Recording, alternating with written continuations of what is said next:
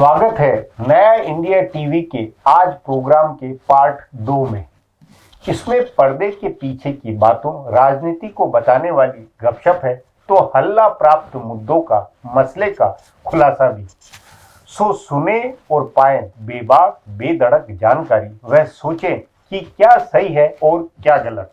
जब corona virus से लड़ाई शुरू हुई तो कमान केंद्र ने अपने हाथ में रखी। 2 चरण में 40 दिन के लॉकडाउन से लगा कि कोई बदलाव नहीं आ रहा है और लॉकडाउन से निकलना मुश्किल होगा तो केंद्र ने कमान छोड़ दी। तीसरे लॉकडाउन की घोषणा प्रधानमंत्री ने नहीं की और उसके बाद राज्यों को जिम्मा दे दिया गया। जिस समय केंद्र के हाथ में सब कुछ केंद्रित था तब अलग समस्या थी। कहा जा रहा था कि इतने बड़े देश में केंद्र कैसे हर राज्य के लिए नियम बना सकता है और एक नियम सब राज्य में कैसे फिट होगा। अब कहा जा रहा है कि राज्य अलग अलग नियम बना रहे हैं जिसकी वजह से परेशानी हो रही है। पहले केंद्र सरकार रेड, ऑरेंज और ग्रीन जोन बनाती थी, बाद में राज्यों को इसका जिम्मा दिया गया तो राज्यों ने मनमानी शुरू कर दी। जैसे दिल्ली में संक्रमितों की संख्या बढ़ती गई और रेड जोन की संख्या घटा दी गई। उधर महाराष्ट्र में सरकार ने पूरे राज्य को रेड और नॉन रेड जोन में बदल दिया। ऐसे ही रेल, बस और विमान सेवा के बारे में सभी राज्यों ने अलग अलग नियम बना दिए। गोवा में कोई यात्री चाहे किसी साधन से जाए उसे कोरोना नेगेटिव प्रमाण पत्र लेकर जाना होगा। कहीं सिर्फ थर्मल स्क्रीनिंग से काम चल रहा है तो कहीं एंटीबॉडी टेस्ट की बात हो रही है। कहीं 7 दिन का क्वारंटाइन है तो कहीं 14 दिन का, कहीं होम क्वारंटाइन है तो कहीं इंस्टीट्यूशनल है। कर्नाटक में 6 राज्यों के लिए अलग नियम है और बाकी राज्यों के लिए अलग। यूपी सरकार ने अब कहा है कि उसके यहाँ से मजदूर ले जाने से पहले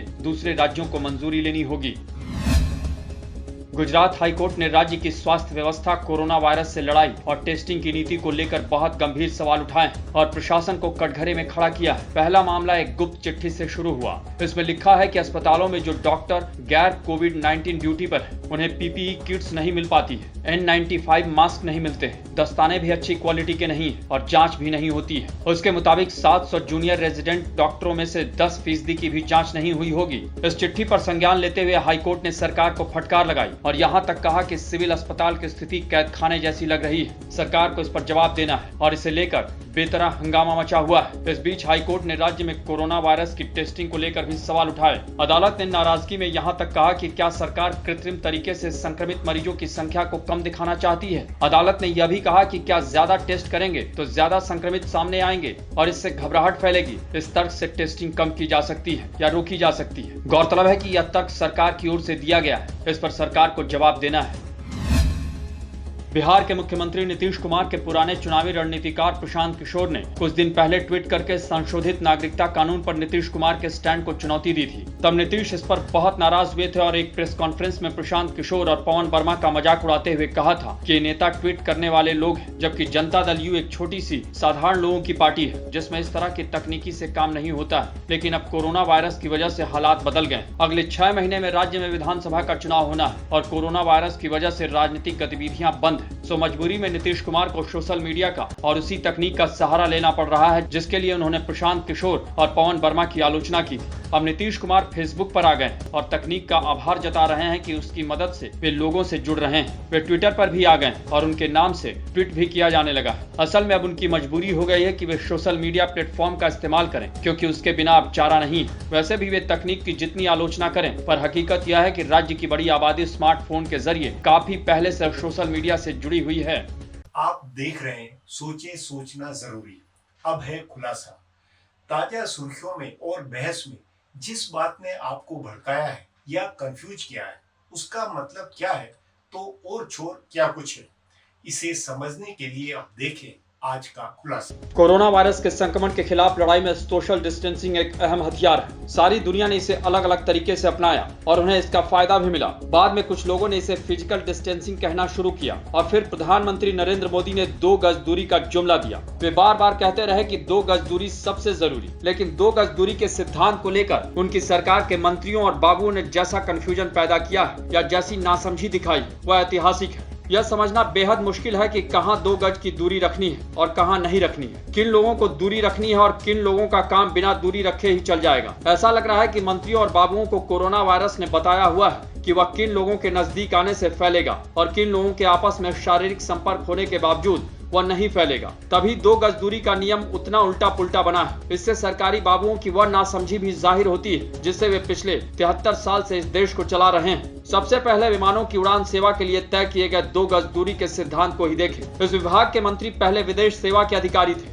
सो उन्होंने अपनी 3.5 दशक के नौकरशाही वाले अनुभव से यह नियम बनवाया है। उन्होंने और उनके साथ काम करने वाले होशियार चंद अधिकारियों ने कहा कि विमानों में तीनों सीटों पर पैसेंजर बैठाने से कोरोना वायरस फैलने का खतरा नहीं है। पता नहीं उन्हें यह ज्ञान कहां से मिला, लेकिन इस ज्ञान के आधार पर सभी टिकटों की बुकिंग की मंजूरी दे दी गई।